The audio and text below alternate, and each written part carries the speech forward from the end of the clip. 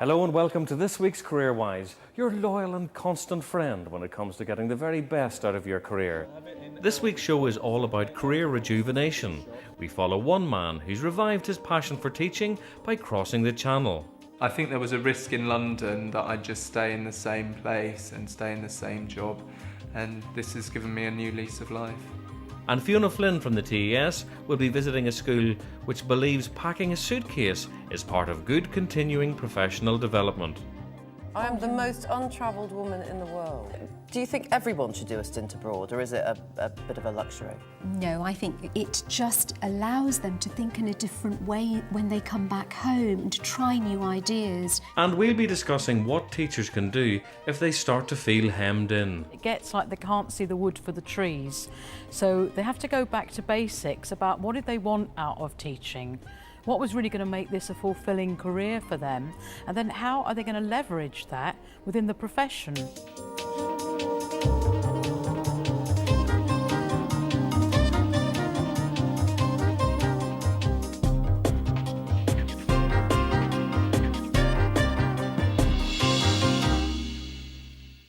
Now, to see how teaching in an EU school could breathe new life into your career, CareerWise went to Brussels.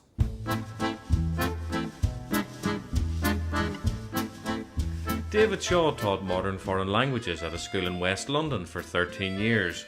He decided he needed a change and through the European Schools Department of the DFES got a job at an EU school in Brussels. In fact, two of the classes that I teach are specifically for students who come to the European school late in their careers. And what I do is give them the basic English that they need to cope in history and geography, because in the humanities they have to do in their working language. Which often is English. We would like that the teacher bring a part of their culture and tradition. There's a great potential with all this mixture of culture and tradition, so that every teacher can get something new from the other traditions and cultures. I always suggest the teacher to visit the lesson of another teacher of another country. I'm from Poland. I come from Rwanda. I come from Hungary. And this book, although it's written for ordinary Americans and English readers, it's not too difficult to understand. I won't expect you to read the whole of it because I know that it will be very difficult, but we will take bits out of it and we will read some of it, and it will be very, very good for your English. Okay? There are some regularities, let me say, between teachers of the same nationalities.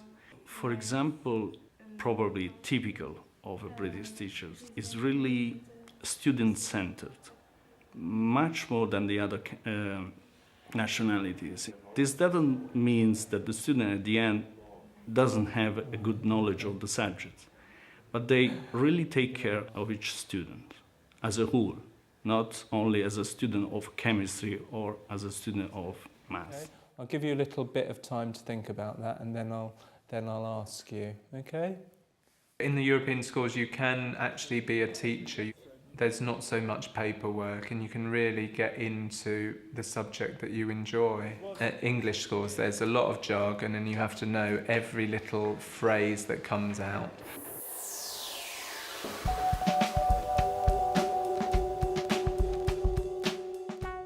The school, I've met some very, very friendly people from all nationalities. I am from Italy. I am from Spain. I come from Luxembourg. From Pisa, a small town but quite known the world for the tower. We've been out to the concerts in Brussels and they've been able to show me around. We've been on trips out to Ostend and to Bruges, which has been really lovely. I've also really wanted, as I'm here, to improve my French and get my German up to scratch so that if I do go back to England, it's improving my skills bank.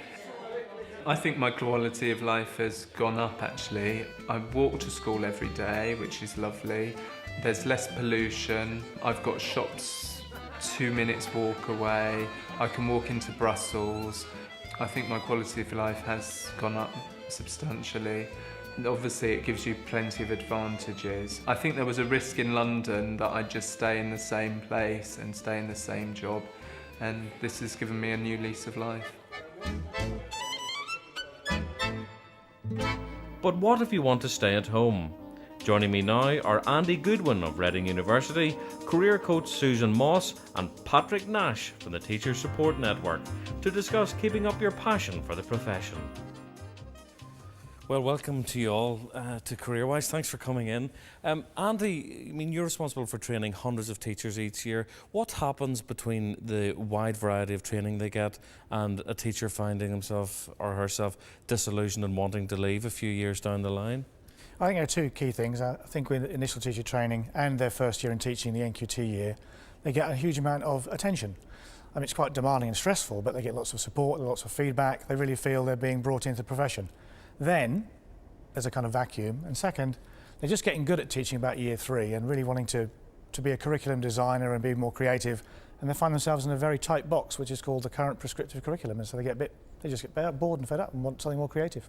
Patrick, is that born out from the people that approach the Teacher Support Network, a sense of frustration? I think that's right. I mean, we found last year, we did a bit of a snapshot of calls, and we found that up to 70% of teachers at around the 4 to 5 year mark are actually thinking about leaving teaching. Now, obviously they don't all leave, but that's a real time when I think they do need a bit of extra support, and that's one of the things we do with our counselling and coaching service, is really help them think through, okay, where do I need to progress to next? Because although workload and work-life balance came out as the biggest reason people were considering, actually lack of career progression came out almost as big, with almost 50% of teachers saying that was the concern. So I would agree with what Andy's saying.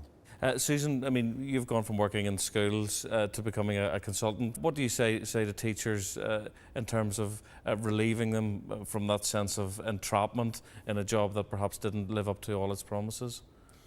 I think I work with a lot of people one-to-one. What I find is they get very, very confused, and it gets like they can't see the wood for the trees. So they have to go back to basics about what did they want out of teaching, what was really going to make this a fulfilling career for them, and then how are they going to leverage that within the profession. And I find a lot of people will stay in the profession, but they might become more assertive about asking for what they want and creating the job that they want within the school, using their skills and their strengths. Once they start doing that, it becomes much more fulfilling. What about this idea that people, if they do feel that sense of being trapped in the job and perhaps the initial passion for teaching is starting to ebb, leaving for a year or two or doing something else? Is that a wise thing to do you think? Essentially, there's absolutely nothing wrong with that. If you look at recent research, it suggests that quite a lot of people see teaching as part of a long-term career, not necessarily the only career, and I think that's quite healthy. And second, other countries like Australia, for example, a number of the states there, after 4 or 5, maybe 6, 7 years, the teacher gets a term off and then just comes back. And building that into the system, I think, would help a long way with this retention issue. And then those Australian teachers come over here and help our crisis and supply teaching? Well, that's also true. Would you say, Patrick, that there's a danger, though, that teachers, if they get an interrupted career path, there's not going to be enough incentive for them to come back in again? No, I wouldn't agree with that. I think having time off to do something else, to re-inspire yourself, really adds value back into the classroom. I think also we're finding more and more, people who've had a different career are now coming into teaching, maybe in their 40s, as a second, in some cases, third career. And I think that's a really positive thing, because I think that's bringing a wealth of life experience to the young people in the classroom. So I think that's a good thing. Thanks very much indeed to all of you for coming into CareerWise today. Fiona Flynn from the TES is finding out how staff trips abroad are influencing life at a school in Harrow. She caught up with head teacher Rekha Baku, who's just returned from a research trip to Hungary organised by the British Council. Who can remember where I went to a couple of weeks ago? Where did I go? And I went off for a week. Where did I go? And it was really exciting. Kirthina. I went to Hungary. I actually went to Budapest in Hungary, and I visited some schools there. Although the children could not speak English, they were learning English just like you learn French. So, Rekha, Do you think everyone should do a stint abroad, or is it a bit of a luxury? No, I think everybody should be entitled to, as a teacher, to go abroad. It just allows them to think in a different way when they come back home, and to try new ideas and to explore, because at the end of the day, as schools, if we don't take risks, and I mean calculated risks, we can't bring about improvement. And it's about improving and trying our very best to provide our children with the very best education possible. And going abroad is fantastic. So how did you find the school in Hungary? If you want to do something, then you sort of go to the right people, you talk to them, you talk to governors, and you tell them what you will bring back, hopefully, to improve the school and children's learning. So where there's a will, there's a way. So from everything that you learned in Hungary, everything that you gathered together, what are you going to bring back and do at Newton Farm?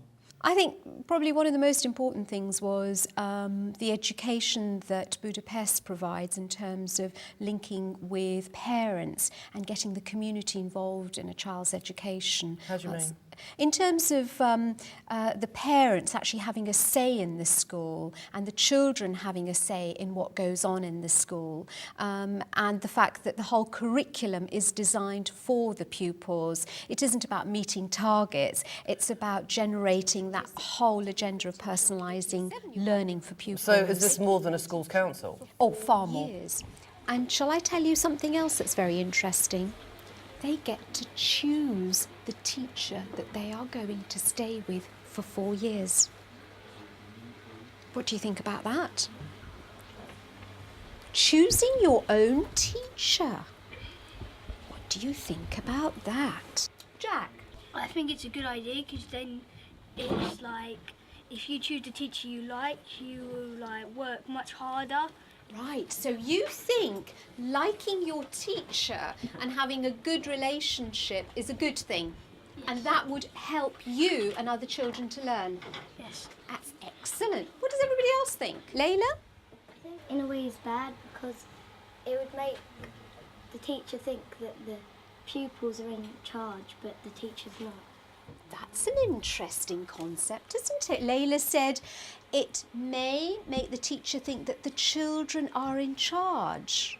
So who is in charge of the school? Well, I think one of the changes that I'd be making is making sure that children have a real voice, and I mean that they have real impact. So, for instance, we have been trying to develop our ideas based on playground equipment and what the children would like. The children say they want something different. So getting them to plan and to actually talk to builders and planners to find, so that they're working in tandem together to make their playground. It's not my playground, it's their playground and the parents' playground. Well, if you want to broaden your horizons, log on to the British Council's website for more information and follow the link to Learning and Teaching. You can find out more information about anything on today's show by checking out our website.